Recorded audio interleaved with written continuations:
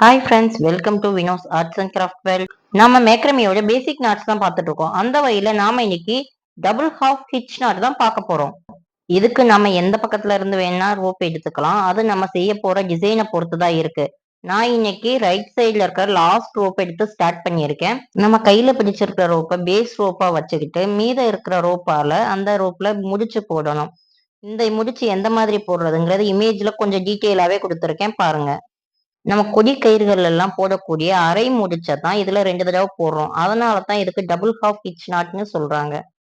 நம்ம கையில பிடிச்சிருக்க பேஸ் ரோப்பை எந்த ஆங்கிள் எவ்வளவு டிஸ்டன்ஸ்ல பிடிச்சிருக்கோமோ அதே டிஸ்டன்ஸ்ல தான் நமக்கு முடிச்சுகளானது விழுகும். நம்மளோட விருப்பத்துக்கு ஏற்ப இந்த பேஸ் ரோப்பை மேல ஏத்தவும் கீழே இறக்கவும் செஞ்சுக்கலாம்.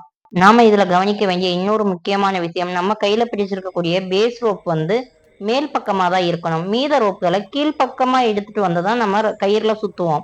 இதை நம்ம மாத்தி சுத்தும் போது முடிச்சானது மாத்தி விழுகிறதுக்கு வாய்ப்பு இருக்கு.